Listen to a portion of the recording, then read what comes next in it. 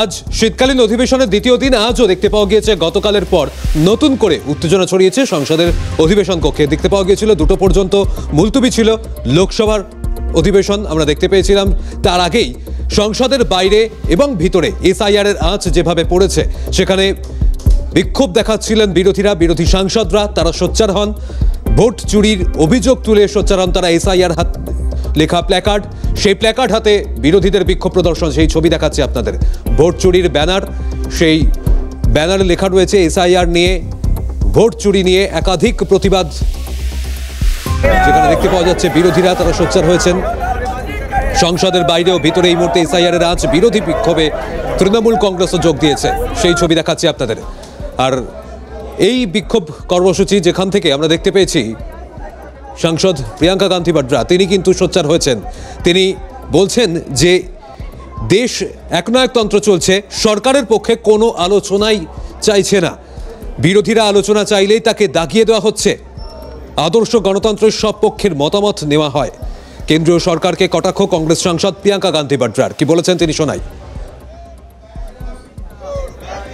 It's overall they are turning this country into a dictatorship in every form. You ask me every day why parliament is not functioning. It's not functioning because they're refusing to talk about anything. So it's very easy to blame the opposition, but the fact is they are not allowing any discussion on anything, and that is not democracy.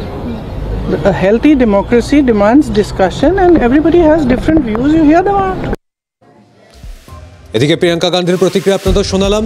পাশাপাশি কংগ্রেস সাংসদ মল্লিকার্জুন খাড়গে তিনিও কিন্তু বলছেন যে গণতন্ত্রের পাশে দাঁড়াতে আলোচনা চালিয়ে যাব। ঠিক কি বলেছেন শোনাই আপনাদের। प्रोटेस्ट करते रहेंगे, जो इंजस्टिस है डेमोक्रेसी को बचाने के लिए हम कर रहे हैं। प्रोटेस्ट करते रहेंगे, जो इंजस्टिस है डेमोक्रेसी को बचाने के लिए हम कर रहे हैं। এই মুহূর্তে গতকাল থেকে আমরা দেখতে পেয়েছি শীতকালীন অধিবেশন শুরু হয়েছে। শীতকালীন অধিবেশনের শুরুতেই প্রধানমন্ত্রী নরেন্দ্র মোদী তিনি যে মন্তব্য রেখেছিলেন, পরবর্তীতে তার যে প্রতিবাদ, তার মন্তব্যের প্রতিবাদে সোচ্চার হয়েছিলেন বিরোধীরা। এর পাশাপাশি আমরা দেখতে পেয়েছি গতকাল থেকে এসআইআর নিয়ে সেখানে তাপ উত্তাপ ছড়িয়েছে, সংসদের 2 কক্ষে উত্তেজনা ছড়ায়। আজও ঠিক একই ছবি, দ্বিতীয় দিনে অধিবেশনের দ্বিতীয় দিনেও একই ছবি দেখতে পাওয়া যায়। আপনাদের শোনাবো কেন্দ্রীয় মন্ত্রী কিরেন রিজিজু কি বলছেন।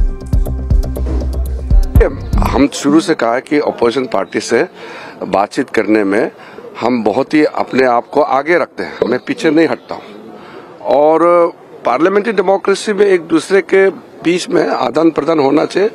देखिए, उनके जो इश्यूज है उसको हम कम नहीं आंक रहे हैं, लेकिन इश्यूज बहुत होते हैं।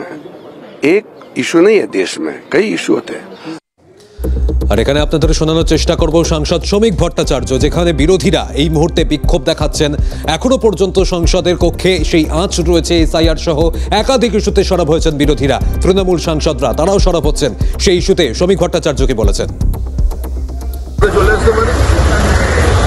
আর যদি তৃণমূল পরিকল্পনা মাফিক দুজনকে পাঠিয়ে দিয়ে থাকে, তাহলে এটাও অন্য যারা ধর্ণা দিচ্ছেন সঙ্গে তাদের বোঝা উচিত।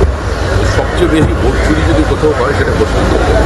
সারা ভারতবর্ষের ভোট রাজনীতির সঙ্গে পশ্চিমবঙ্গের যে ভোট রাজনীতি সংস্কৃতিগত একটা পার্থক্য আছে।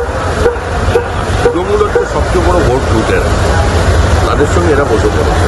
এই ধরনের ধর্ণা দিলে আর যাই হোক, যে সরকারগুলো আছে এখন সেগুলো বদল হয়ে যাবে, আর 26-এও তৃণমূলকে রক্ষা করা যাবে।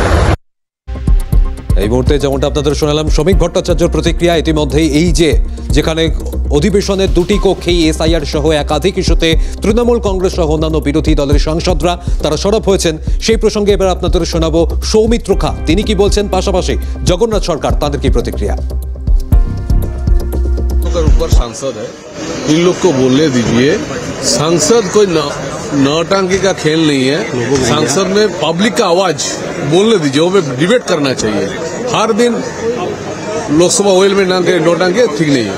বিরোধী পক্ষের কাছে বর্তমানে আমাদের ভারতীয় জনতা পার্টি মোদীজির নেতৃত্বে সরকারের যেভাবে উন্নতি হচ্ছে, সাধারণ মানুষের উন্নতি হচ্ছে, সুবিধা পাচ্ছে, তা দেখে এই সরকারের বিরুদ্ধে এদের কোনো বিষয় বলারই নেই। বিপক্ষে যতবার যেসব বিষয়গুলো নিয়ে চর্চা হয়েছে তাতে বিরোধী পক্ষ আরো বিপাকে পড়েছে। তার ফলে যত ভোট হচ্ছে সেখানে দেখা যাচ্ছে এই বিরোধী পক্ষ ভোটে গোহারা হারছে। তাই এখন সেটাকে বলছে ভোট চুরির কাহিনী শোনানো হচ্ছে।